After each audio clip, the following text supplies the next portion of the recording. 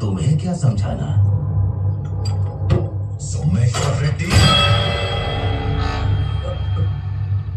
ये जमीन हमारा पेट भरती है, इसे बेचेंगे तो भूखे मरेंगे। बॉक्साइट से पेट नहीं भरेगा। निकलो यहां से।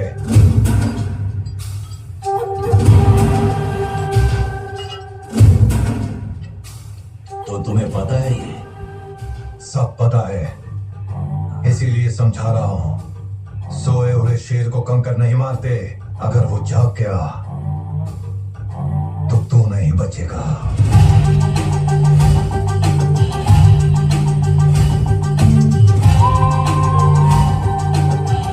सदैव सांप नहीं हूं मैं, असगर हूं, याद रखना। अब तो सोच ले।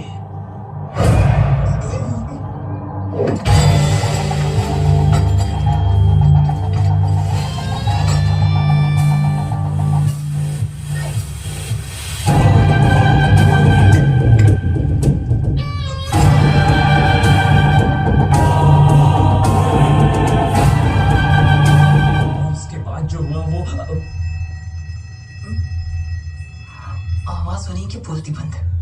ठीक है, स्मशान चलते हैं, वहां कोई नहीं होगा। तुम्हारे सारे सवालों का जवाब देता जाऊंगा तो आखिर में वहीं पहुंच जाऊंगा, नहीं बताऊंगा। सुनो, इससे ज्यादा मुझसे मत पूछो।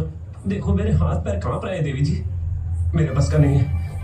विकास, सब बता दिया ना, पूरा का पूरा बता दिया ना। एमएलए के पास ले जाने के लिए तुम्ही ने तो कहा था, अब उल्टा मुझे डांट रहे हैं। अब रूमानी के पास जाने की बात कर रही है। रूमानी के पास? मतलब वो लैंडस्लाइड पद्मा सबके बारे में पता चल गया। रिपोर्ट सुन लेगी, एमएलए का नाम सुनते ही यहाँ तक पहुँच गई। पद्मा दीदी और नक्सलवादियों के बारे में बोलेंगे तो फौरन वहाँ पहुँच जाएगी। सुन लिया क्या? तूने बक जो दिया।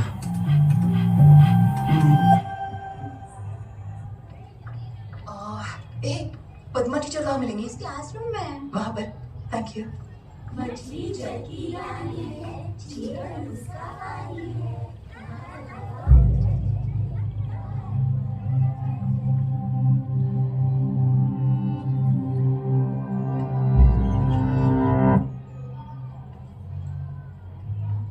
पत्ते की आवाज से मैं मुसीबत को भांप लेती हूँ।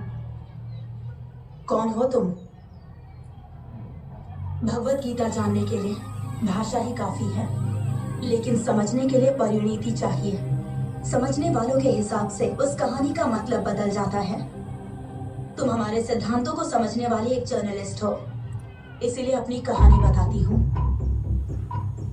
आग से शोला भड़कने के लिए हवा की जरूरत होती है, सिद्धांतों को बचाने के लिए और हमारी क्रांति को जिंदा रखने के लिए हमें हथियारों की जरूरत है।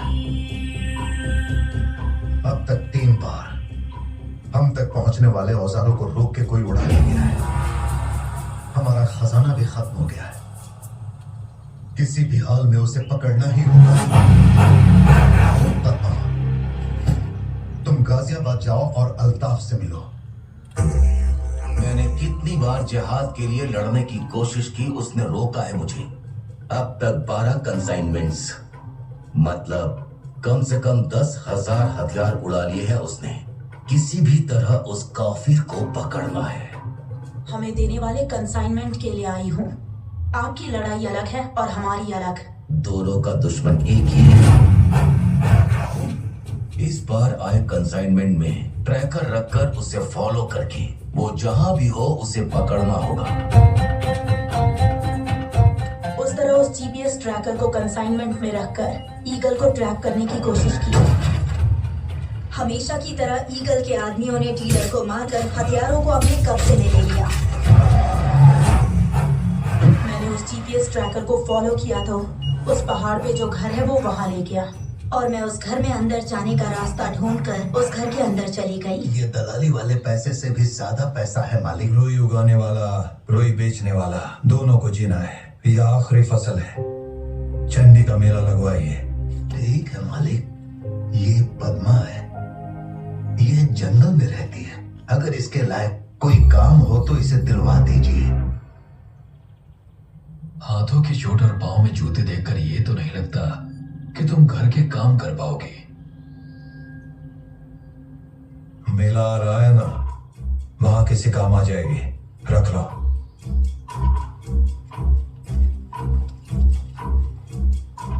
और इस तरह मैं उस घर में पहुंच गई। वो ट्रैकर कॉटन फैक्ट्री का लोकेशन दिखा रहा था, लेकिन मुझे वहाँ कहीं हथियार नजर नहीं आए। सब बराबर है लिखने वाला जब 10 आदमियों को बदल सकता है, तो सबको बराबर देखने वाला 1000 आदमियों को बदलता है। मैंने वैसे इंसान को देखा वहाँ। मैं उस इंसान पर शक करूँ या नहीं, मुझे समझ में नहीं आया। जरा रुकिए, आप कह रही हैं हथियार, और कोई कहता है बॉक्साइट, और कोई कहता है ईगल।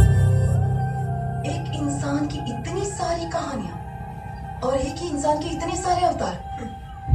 कहा था ना मैंने, गीता को समझने के लिए समझदारी चाहिए। अभी तुम इस कहानी को ठीक से समझ नहीं पाओगी, पर जब समझ जाओगी तो तुम्हें हर सवाल का जवाब मिल जाएगा।